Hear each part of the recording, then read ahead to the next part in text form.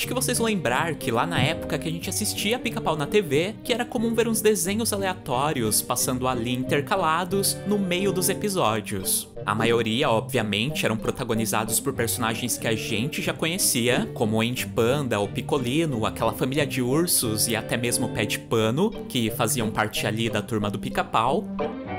Porém, havia uns outros bem diferentes, né? Que não traziam nenhum daqueles personagens da turma, mas que estavam ali passando junto, como se fosse uma coisa só. Eu acho que você vai entender melhor se eu der alguns exemplos. Então, a gente pode citar esse desenho aqui, o do casal de sapateiros velhinhos, que são ajudados por um grupo de duendes, que se você não lembra, passava entre um episódio e outro do Pica-Pau. Esse outro aqui, em que vários coelhos pintavam ovos de Páscoa, também fazia parte desse mesmo bolo. E alguns outros exemplos são daquele coelhinho que fingia ter catapora para fugir da escola e acabava sendo perseguido por uma raposa, aquele em que uma criança e seu cachorrinho iam visitar uma terra de doces, o da tartaruga que fazia de tudo para conseguir voar, o dos 3 ratos que se fingiam de cegos e muitos outros. E é justamente sobre essa leva de desenhos da turma do Pica-Pau, que ninguém sabe muito bem de onde que saiu, que a gente vai falar nesse vídeo. Nós iremos investigar a fundo a origem de cada uma daquelas animações esquisitas que passavam junto com o nosso passarinho, pra pelo menos tentar, né, saber de onde cada uma delas saíram.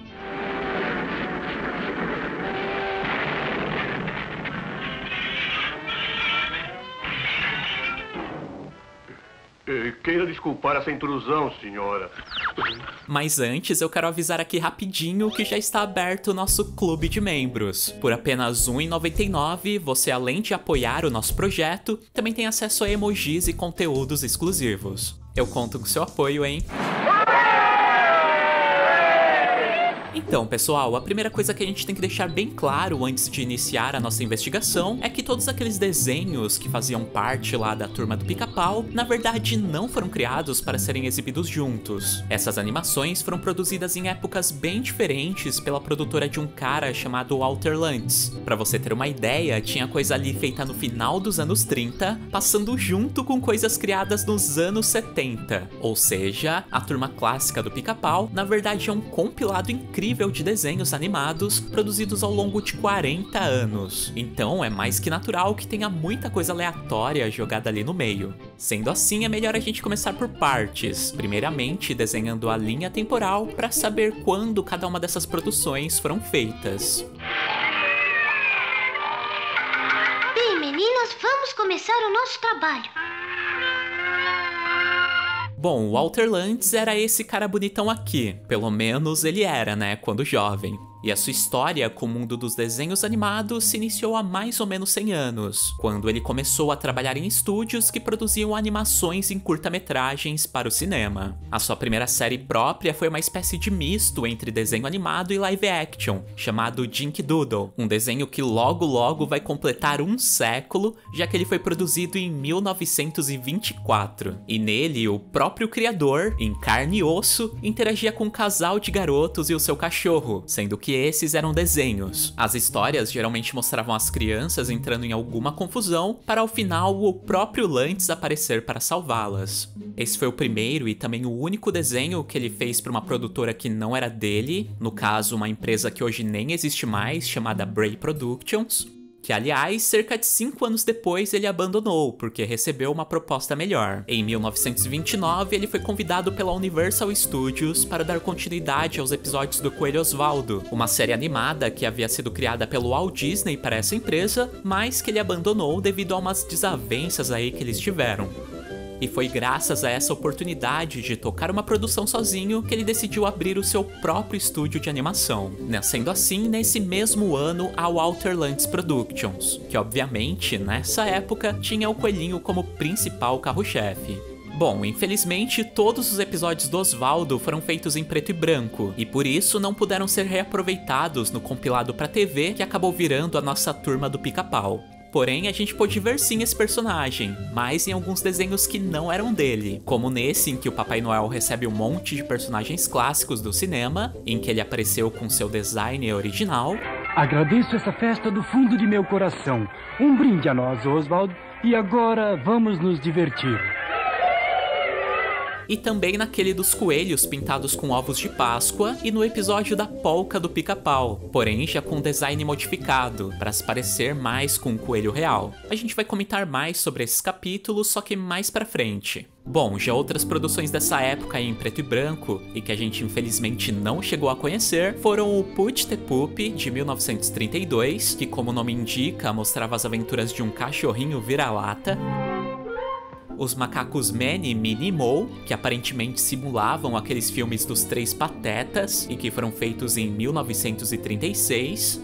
E 3 séries de desenhos com vários personagens que foram batizadas de Neo Universal, Cartoon Comedy e Cartoon Shorts, todas essas produzidas em 1938, numa época que Universal Studios estava querendo se reinventar. Ela estava querendo se modernizar e ficar mais jovem, e por isso pediu pro Lantz fazer novos personagens para marcar essa nova era. Porém, infelizmente, todos esses desenhos acabam se perdendo com o tempo. Dentre eles, tínhamos o Rato com Cara de Bebê, o Gambá Snuff, os cachorros Doxy e Elmer, e os macacos Jock e Jill, que são animações que infelizmente existem poucos registros aí pra gente guardar de recordação.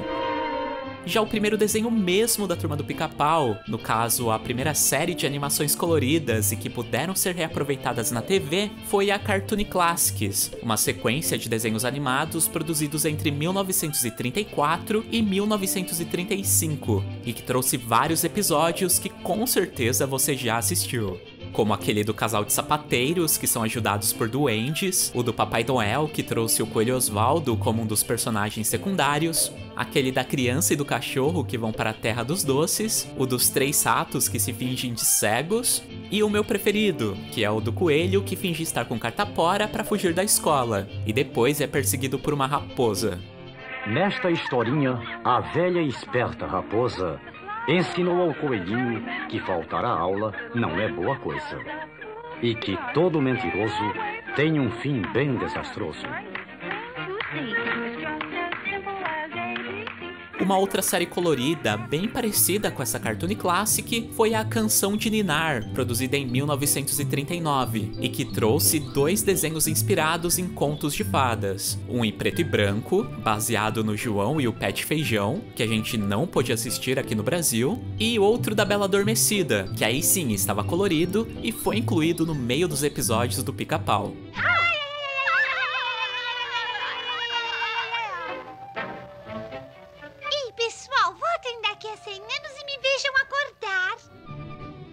Nesse mesmo ano, também foi lançado um desenho solto de um sátiro, o Peter King, que era um carinha muito bagunceiro e que acabava arrumando confusão com vários animais lá na floresta. E ainda em 1939, nós tivemos o primeiro grande personagem autoral do Walter Lantz, o Andy Panda, que acabou sendo produzido por vários anos e que se tornou um dos integrantes mais emblemáticos da turma do nosso passarinho. Eu vou chamar o meu filho de Andy. Andy Panda. Andy Panda? Bonito. É, o nome bonito. Andy Panda? Soa muito bem. E dentro da série do Panda, além do pai dele, né, nós tínhamos também alguns outros personagens coadjuvantes, como essa tartaruga aqui, que frequentemente aparecia, o galo Charlie e o Pica-Pau. Porém, só um deles conseguiu ficar famoso o suficiente para ganhar a sua série própria, e que vocês sabem bem quem é, né? Só que a gente não vai falar dele e de nenhum daqueles personagens secundários que apareciam nos episódios, porque a gente já fez um vídeo totalmente dedicado à evolução desse desenho. O link está aqui nos cards, ou então é só você ir lá na página inicial e pesquisar, que vai achar rapidinho.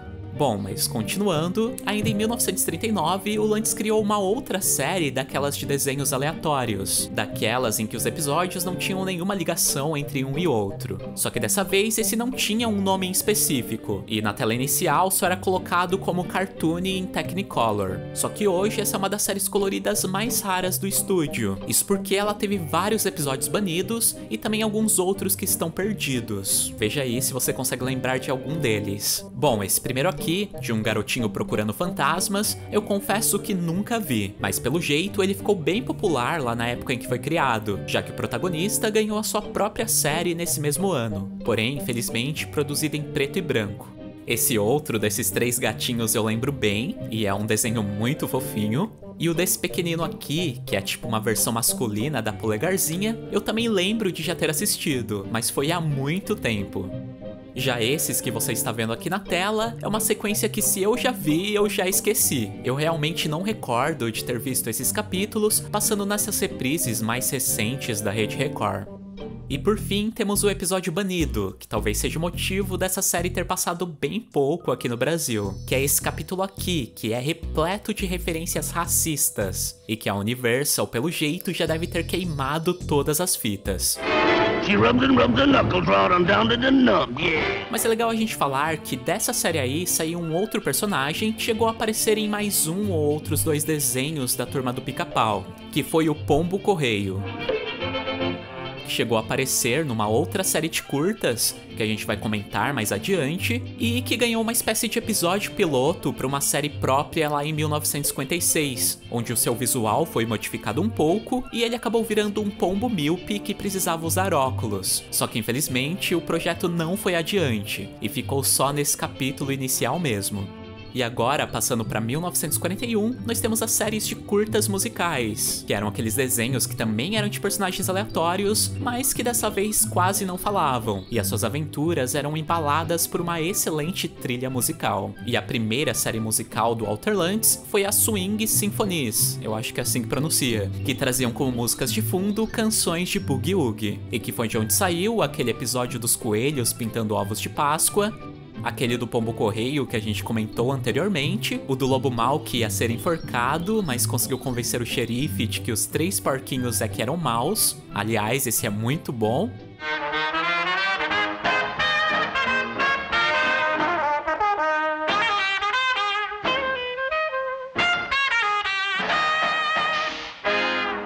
E vários outros que com certeza você já assistiu, como esse de um saxofonista encantador de ratos, e esse dos pinguins dançarinos lá na Antártida. E ainda nessa onda musical, nós tivemos uma série de música clássica, o Musical Miniatures, de 1946, mas que ao invés de personagens aleatórios, trazia nomes bem conhecidos, como Andy Panda, Pica-Pau e o Leôncio. Aliás, é dessa série aí que saiu aquele episódio memorável do Andy Panda e Pica-Pau tocando piano juntos, e que inclusive foi indicado ao Oscar de melhor animação em curta-metragem no ano em que ele saiu.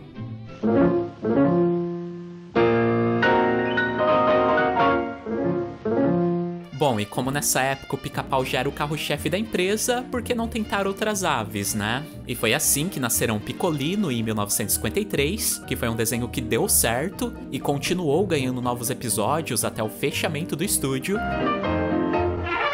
E um outro que infelizmente não foi pra frente, que foi o Pepito Chiquito, de 1957, que foi produzido com a intenção de virar uma série, mas que infelizmente ficou só no quase. Já outros que também deram certo igual o Picolino e acabaram ganhando novos episódios foram Mãe e Pai, de 1953, que pra quem não lembra era aquele casal de velhinhos que moravam numa fazenda e tinham um porco de estimação chamado Cheiroso, Meg-san, de 1955, que era um casal mais moderno em que o marido sempre se metia em confusão, os ursos Windy e Breezy, que surgiram como coadjuvantes do famoso episódio do bolo de morango do Pica-Pau e em 1957 ganharam a sua série própria, o Inspetor Willoughby, de 1958, que você pode até não lembrar dele, mas com certeza lembra da sua inimiga mais memorável, que era a ladra de joias bonitona, a Vampira Hyde. E por fim, a Família Urso, de 1962, mais um desenho em que o marido sempre se dava mal e que a casa tinha um animal de estimação diferenciado, e nesse caso aí era um ganso. Já outros personagens não muito lembrados, mas que também tiveram a sua própria série, foram esse baixinho aqui chamado Hércules, que ganhou 2 capítulos no final dos anos 50, e na mesma época surgiu a dupla de ratos Hickory e Dickory, que tinham como antagonista o gato Doc, e o próprio Doc chegou a ter seus capítulos solo, onde ele interagia com um cachorro chamado Champ. Ótimo, eu serei rico! Poder, gaita, iates, garotas! Vale lembrar que o Pé de Pano também ganhou alguns capítulos sozinho nesse mesmo período, então podemos dizer que ele também tinha uma espécie de série só dele. Ainda nos anos 50, nós tivemos os 2 últimos curtas baseados em contos de fadas lançados pelo Walter Lantz, que foram As Fábulas Tolas do Leão e o Rato e A Tartaruga que Queria Voar, produzidas em 1953. E já na década de 60, houveram 2 tentativas de criar personagens novos, que foram os Médicos da Selva, que eram 2 macacos que tentavam ser médicos no meio da floresta, e o Space Mouse, um personagem que a empresa do Walter Lantz já trabalhava como história em quadrinhos e que chegou a ganhar um episódio piloto pra TV. Só que esses 2 aí, infelizmente, não saíram do primeiro capítulo. Oi, turminha. Sou o Rato Espacial. Eu vivo lá embaixo no planeta Roy Roy. Mas ficar parado me aborrece. Eu gosto do espaço. E é assim que nós chegamos ao final dessa lista gigante. Acho que agora deu pra você entender porque haviam vários desenhos diferentes passando ali no meio do Pica-Pau. Bom, os estúdios do Walter Lantz acabaram fechando em 1972, e depois disso todas essas séries foram vendidas pra Universal Studios, que passou a exibi-las num bloco próprio na televisão, que foi chamado de Show do Pica-Pau, ou A Turma do Pica-Pau aqui pra gente, e que consequentemente acabou chegando desse jeito aqui no Brasil. Bom, obviamente devem ter alguns outros desenhos do estúdio que eu não citei, talvez por eu não conhecer ou então não ter assistido. Então, se você lembra de algum outro que não está nessa lista, comente aqui embaixo pra eu saber qual é. Mas só dentre esses aí que a gente recordou, qual era o seu preferido? E qual você não consegue lembrar de jeito nenhum?